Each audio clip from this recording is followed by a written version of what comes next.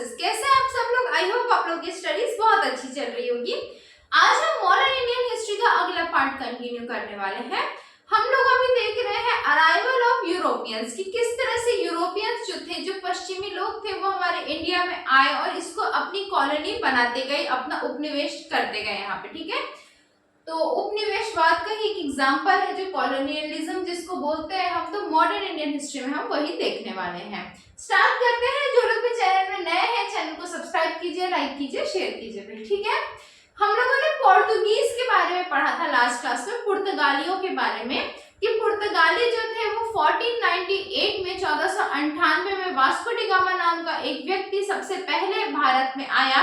वो direct India की खोज करते हुए, मतलब इंडिया के लिए नहीं आया था, वो इंडोनेशिया के लिए आया था। और उसी बीच में उसको पता चला कि भाई इंडिया नाम की भी एक बहुत ही अच्छी कंट्री है करके, और ये केरल में जमोरिन नाम के एक शासक के दरबार में उसने लैंड किया। वहां उसने अपना, फिर उसके बाद जो है और बाकी पोर्तुगीज लोग, पुर्तगाली लोग भी आते गए, और किस तरह से उन्होंने अपना शासन फैलाया। फिर उनको किसने कौन से बैटल में हराया, ये भी हमने देखा कि हमको उनको ब्रिटिशर्स ने जो है वो बैटल ऑफ स्वेली में हराया था। ठीक है, तो अब पोर्तुगीज हमने देख लिया, अब आगे हम कंटिन्यू करते हैं। पोर्तुगीज के बाद हमको देखना है डच। ये जो डच लोग हैं ये कौन होते हैं, तो बेसिकली ये नीदरलैंड के निवासी होते हैं, जो कि यूरोपियन का कॉन्टिनेंट का एक पार्ट है। ठीक है, तो डच जो थे, अब यहाँ तक इनको क्या हुआ था कि जैसे पोर्तुगीज को, पुर्तगालियों को पता नहीं चला था कि इंडिया नाम की कोई कंट्री है, लेकिन इन डच लोगों को पता चल चुका था कि इंडिया नाम की कोई कंट्री है। तो ये लोग किसी को खोज करते हुए नहीं आए थे, ये लोग सीधा सीधा बिजनेस के, व्यापार के इंटेंशन से इंडिया आए थे। तो ये लोग किस फॉर्म में आए थे? United east India company. United east India company के नाम से 1602 में डच लोग जो थे वो इंडिया आए थे, और इनका इंटेंशन क्लियर था कि इनको भी व्यापार करना है, यहाँ पे ट्रेड करना है करके। ठीक है, इनको ट्रेड की परमिशन भी मिल गई थी, क्योंकि उस समय में हमारे इंडिया में क्या था, यूनिटी की कमी थी। जो शासक थे वो अपने अपने रीजन के लिए, अपने अपने टेरिटरी के लिए लड़ाई करते थे, तो एक दूसरे से कम्पीट करने के चक्कर में वो बाहरी लोगों को जो थे वो क्या करते थे, वो लोग पनाह देते थे, उनकी हेल्प कर दिया करते थे। तो इनको भी क्या मिला था कि परमिशन मिल गया था ट्रेड का, हमको भी उतना डीप में नहीं जाना है यहाँ पे। इनकी फैक्ट्रीज ध्यान रखनी कि डच लोगों ने अपनी फैक्ट्रीज कहाँ कहाँ पे बनाई थी। तो इनकी पहली फैक्ट्री बनी थी मसूलीपट्टनम में, मसूलीपट्टनम में इनकी पहली फैक्ट्री लगी थी, और दूसरी जो फैक्ट्री डली थी वो थी सूरत में। ठीक है, इन दोनों जगह पे क्या था, इनकी फैक्ट्रीज डली थी। अब इसके बाद फिर क्या हुआ, इस बीच में ये लोग अपना धीरे धीरे व्यापार बढ़ा रहे थे, तभी इसी बीच में ब्रिटिशर्स आए। ब्रिटिशर्स के आने के बाद फिर उन लोगों ने अपने आप को ग्रो अप किया और अच्छा खासे लेवल पे एस्टेब्लिश कर लिया गया। इसके बाद कौन सा समय आया, बैटल ऑफ बेड्रा का समय आया, जब यूरोपियन पावर्स के बीच में आपस में ही कॉम्पिटिशंस होने लगे थे कि भाई इंडिया में एक्चुअली में व्यापार किसको ज्यादा से ज्यादा करने की छूट मिलनी चाहिए। तो ये लोग एक दूसरे से ही लड़ मर रहे थे। तो इसी बीच में क्या हुआ, एक बैटल ऑफ बेड्रा हुआ था। ये जो बैटल ऑफ बेड्रा है, बेड्रा की जो लड़ाई है, वो किसके किसके बीच में हुई थी, तो ये डच वर्सेस ब्रिटिशर्स, अंग्रेजों और डच लोगों के बीच में क्या हुई थी, ये लड़ाई हुई थी। कौन से सन में हुई थी भाई, तो 1759, 1759 में ये लड़ाई हुई थी। और इस लड़ाई में जैसा आप सबको समझ आ रहा होगा कि ब्रिटिशर्स जो थे वो ये लड़ाई जीत गए थे। ठीक है, ब्रिटिशर्स वॉन, ये लड़ाई किसने जीती थी, तो ब्रिटिशर्स ने जीती थी। जनरली इस पार्ट से क्वेश्चंस बहुत कम आते हैं, और आते हैं तो आता है कि बैटल ऑफ बेड्रा किसके किसके बीच में हुआ था, तो डच और ब्रिटिशर्स के बीच में हुआ था। कौन से ईयर में हुआ था, तो 1759 में हुआ था। किसकी विजय हुई, तो ब्रिटिशर्स की हुई थी। यह क्वेश्चन पूछा जाता है कि डच लोगों ने अपनी पहली फैक्ट्री और दूसरी फैक्ट्री कहाँ कहाँ पे डाली, तो पहली फैक्ट्री डाली मसूलीपट्टनम में, और दूसरी फैक्ट्री डाली इन्होंने सूरत में। ठीक है, इतना ध्यान रखेंगे। अब इसके बाद जो इम्पोर्टेंट हो जाता है वो है ब्रिटिशर्स का आगमन। ठीक है, जब ब्रिटिशर्स को ये पता चला, जो कि बेसिकली इंग्लैंड के निवासी हैं, जब उनको ये पता चला कि इंडिया में व्यापार के अच्छे खासे स्कोप है, बहुत सारे वहां पे नेचुरल रिसोर्सेस है, प्राकृतिक संसाधन है हमारे यहाँ पे, तो इन्होंने क्या सोचा, इन्होंने अपना बेनिफिट निकालने का सोचा। तो इन्होंने क्या किया, इनकी जो क्वीन थी उस समय, आप सबको मालूम है कि वहां पे क्वीन जो है वो बेसिकली उन्हीं का शासन होता है ब्रिटेन में, इंग्लैंड वाले एरिया में, ठीक है। तो इनकी क्वीन थी उस समय क्वीन एलिजाबेथ, ठीक है, क्वीन एलिजाबेथ जो थी, उन्होंने इनको एक चार्टर दिया। चार्टर मतलब एक परमिशन दिया। किसको परमिशन दिया, तो ब्रिटिश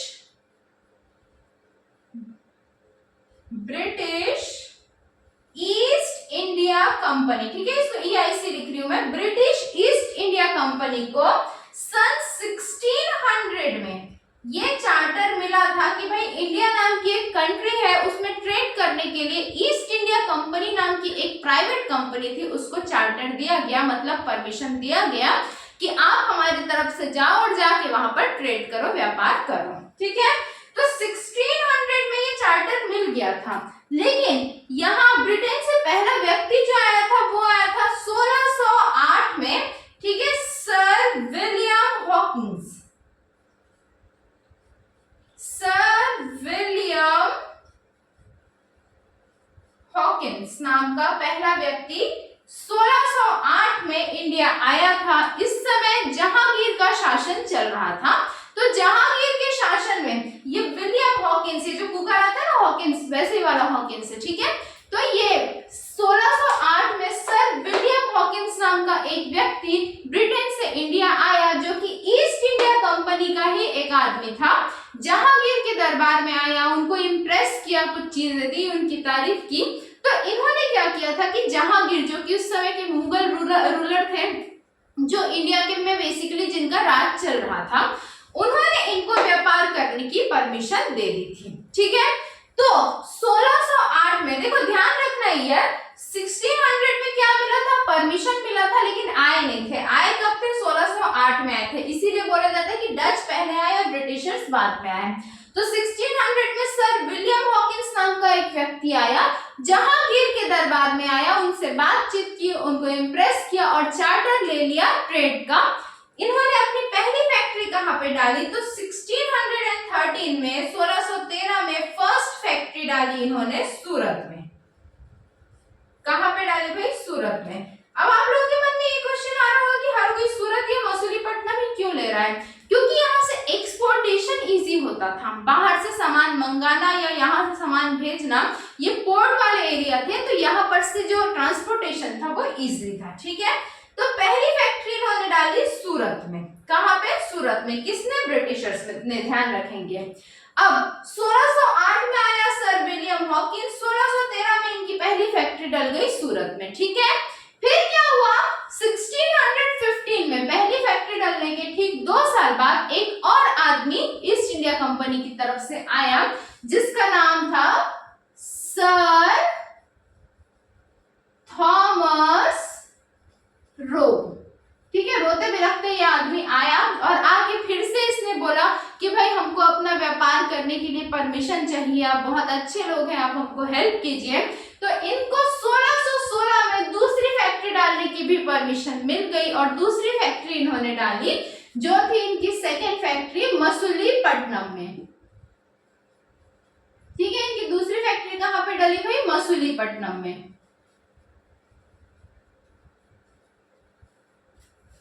मसूलीपट्टनम में ब्रिटिशर्स की दूसरी फैक्ट्री डली थी, ठीक है। ध्यान रखेंगे इनके आने का जो सीक्वेंस है, बाकी सारी चीजें हम धीरे धीरे डिटेल करते जाएंगे। ये सीक्वेंस जो ये वाला पार्ट है उसको आज देखते हैं अच्छे से। ब्रिटिशर्स को क्वीन एलिजाबेथ ने 1600 में चार्टर दिया, किसको, ब्रिटिश ईस्ट इंडिया कंपनी को, कि आप जाके इंडिया नाम की एक बहुत ही संपन्न कंट्री है उसके साथ ट्रेड करो।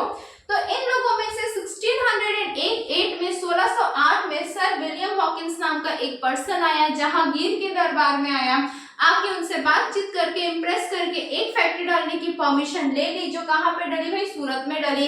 अब देखें कि एक फैक्ट्री तो डल गई, तो क्या हुआ कि 1615 में, 1615 में सर थॉमस रो नाम का एक पर्सन आया, इसने भी परमिशन परमिशन ले लिए और फिर इनकी दूसरी फैक्ट्री डली मसूलीपट्टनम में।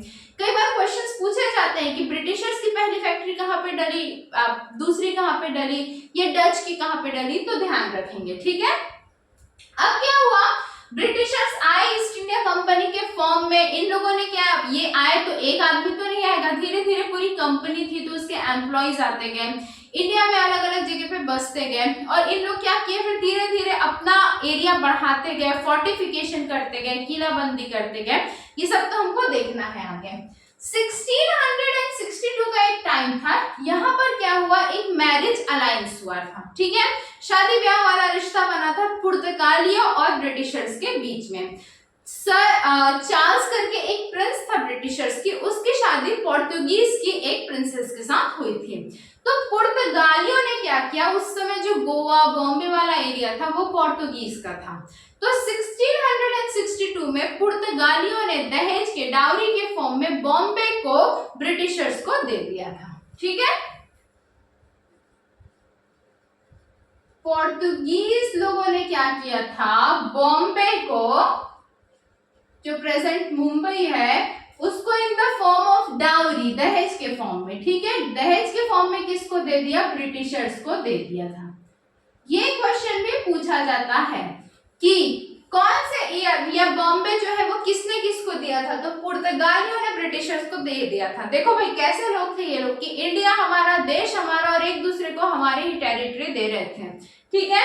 और उस समय हमारे यहाँ पे यूनिटी की कमी थी, इसलिए हमको यूनिटी जो है बिल्कुल मेंटेन करके रखनी जरूरी है। तो 1662 में बेसिकली जो बॉम्बे वाला एरिया है, बॉम्बे वाला जो एरिया है वो किसका हो गया था, ब्रिटिशर्स का हो गया था, ठीक है। अब 1717 का जब समय आया, ये एक बहुत इंपॉर्टेंट पॉइंट है, आपको ध्यान रखना है, ये हमारे लिए एक टर्निंग पॉइंट सिद्ध हुआ। कैसे सिद्ध हुआ, 1717 के समय में जो यहाँ पर शासक जो थे वो मुगल एम्परर फर्रुखसियार थे। क्या थे, फर्रुखसियार, ठीक है, फर्रुखसियार। इन्हीं को आप लोगों ने पढ़ा होगा, पगला राजा भी कहा जाता है क्योंकि इनके डिसीजंस थोड़े से क्रैक माइंड टाइप के थे, ठीक है। तो फर्रुखसियार ने क्या किया था, 1717 में ईस्ट इंडिया कंपनी को, किसकी, ब्रिटिशर्स की, ईस्ट इंडिया कंपनी के फॉर्म में सब लोग आए थे, लेकिन सबसे ज्यादा हम ईस्ट इंडिया कंपनी के फॉर्म में किसको देखते हैं, ब्रिटिशर्स को देखते हैं। डच लोग यूनाइटेड ईस्ट इंडिया कंपनी के फॉर्म में आए थे, ब्रिटिशर्स लोग, अंग्रेज लोग ब्रिटिश ईस्ट इंडिया कंपनी के फॉर्म में आए थे, जिसको बेसिकली आप ईस्ट इंडिया कंपनी जानते हो। फ्रेंच को भी हम देखेंगे, वो भी किसी ईस्ट इंडिया कंपनी के नाम से ही आए थे, ठीक है। तो फर्रुखसियार ने ईस्ट इंडिया कंपनी को परमिशन दे दिया, क्या परमिशन दे दिया, कॉइन मिंट करने का, अपना खुद का सिक्का बनाने का। क्या परमिशन दे दिया भाई, कॉइन मिंट करने का, मतलब अपना सिक्का बनाने का। तो ये बहुत बड़ी बात है कि आप उनको अधिकार दे रहे हो कि हमारे देश में आके वो अपना सिक्का जमाए। तो यहाँ से उन्होंने क्या किया था, ब्रिटिशर्स ने एक्चुअली में 1717 से अपना हैवी पैर इंडिया में रखना शुरू कर दिया था और इंडिया को बिल्कुल वो लोग लूटने के नजरिए से देखने लगे कि हम ज्यादा से ज्यादा यहाँ से धन लेके अपने यहाँ पे जाएं। और उन्होंने किया भी यही जब तक कि हमारे यहाँ पे स्वतंत्रता संग्राम नहीं हुआ, ठीक है, ध्यान रखेंगे यहाँ तक के। तो ये इवेंट्स थे जो हमको ब्रिटिशर्स में अभी देखना है। आगे हम ब्रिटिशर्स के बारे में तो हमको बहुत कुछ चीजें पढ़नी है, वो सब हम आगे देखते हुए चलेंगे। डच हमने देख लिया, ब्रिटिशर्स के इंपॉर्टेंट इवेंट्स भी हमने देख लिए। अब बात करते हैं फ्रेंच की। फ्रेंच मतलब फ्रांस के लोग, ये भी क्या है, यूरोपियन से, मतलब यूरोप से है, यूरोपियन पार्ट से ही है, ठीक है। अब ये लोग कब आए, जब फ्रेंच लोगों को पता चला कि भाई इंडिया में तो बहुत व्यापार का चल रहा है, पहले पुर्तगाली गए, फिर डच गए, फिर और छोटे छोटे जो टेरिटरीज थी उनके लोग भी आए वहां यूरोप से। ब्रिटिशर्स ने अपना अच्छा खासा सत्ता जमाना शुरू कर दिया है, तो फ्रेंच लोगों ने बोला कि हम क्यों पीछे रहे, तो ये क्या किया, ये लोग भी इंडिया में आ गए। कब है, 1664, 1664 में। अब ये लोग किस फॉर्म में आए, तो ये लोग आए थे गवर्नमेंट, ठीक है, ध्यान रखेंगे, government east India company. Dutch लोग आए United east India company, Britishers आए ब्रिटिश ईस्ट इंडिया कंपनी, और फ्रेंच लोग आए गवर्नमेंट ईस्ट इंडिया कंपनी, ठीक है। ईस्ट इंडिया कंपनी इसलिए बोला जाता है क्योंकि यूरोप के उत्तर क्या बोलते हैं, हाँ, जाता है, इसी वजह से ईस्ट इंडिया कंपनी वो लोग बोलते थे इंडिया की तरफ। तो यहाँ पर क्या था कि सीधे सीधे गवर्नमेंट में क्या था उस समय, लुइस 14, ठीक है, इनके यहाँ पे जो है लुइस करके 1 2 3 4 ऐसा रोमन में इनके यहाँ पे राजाओं के नाम रहते थे। तो उस टाइम पे लुइस 14 था, 14वें नंबर का लुइस जो था, उनका क्या चल रहा था, वहां पे राजपाट चल रहा था। तो उन्होंने अपनी गवर्नमेंट को गवर्नमेंट ईस्ट इंडिया कंपनी के नाम से इंडिया में भेजा कि भाई जाओ जाकर व्यापार करो। इनका सोलो मोटो एक बात और मात्र उद्देश्य क्या था, ट्रेड था, बिजनेस था, व्यापार था, ठीक है, east India government east India company के नाम से। इनके फाइनेंस मिनिस्टर का नाम पूछा जाता है कई बार एग्जाम में, जिन्होंने लुइस 14 को आइडिया दिया था कि भाई हमारे यहाँ से भी इंडिया में जाके व्यापार करना चाहिए। तो इस समय इनका जो फाइनेंस मिनिस्टर था, ठीक है, फाइनेंस मिनिस्टर था कोलबर्ट नाम का एक आदमी था, बहुत ही बुद्धिमान था, बहुत तेज था, बिल्कुल चाणक्य था उनके यहाँ का। इसी ने ही क्या किया था, एडवाइस किया था कि भाई हमको जाके इंडिया में व्यापार करना चाहिए, हमको भी ट्रेडिंग करना चाहिए, वहां से मुनाफा लेना चाहिए। तो ये सब लोग मिलके ओवरऑल इंडिया को लूटने की तैयारी में थे, ठीक है। अब 1668 में इन्होंने भी अपनी पहली फैक्ट्री जो है वो डाली थी सूरत में, और दूसरी फैक्ट्री इन्होंने डाली थी मसूलीपट्टनम में, बिल्कुल ब्रिटिशर्स के जैसे, ठीक है। दूसरी फैक्ट्री 1669 में, मतलब 2 साल के अंदर इन्होंने अपनी 2 फैक्ट्रीज डाल दी थी। तो ये था कि यूरोपियन सब क्या हुए थे, जो पश्चिमी लोग हैं वो लोग आके इंडिया में बस गए थे, बैठ गए थे। ब्रिटिशर्स और फ्रेंच के बीच में, ठीक है, ब्रिटिशर्स और फ्रेंच के बीच में बहुत सारी राइवलरीज चल रही थी, लड़ाई थी, दुश्मनी थी, बहुत सारे बैटल्स हुए थे इनके बीच में, जिनको हम कार्नेटिक वॉर्स के नाम से जानते हैं। कार्नेटिक का युद्ध भी बोलते हैं हिंदी में। तो वो हमको अगली क्लास में अच्छे से देखना है। यहाँ पे बहुत सारी ट्रीटीज या संधियां भी हुई थी, वो भी हमको कवर करते हुए चलना है, ठीक है।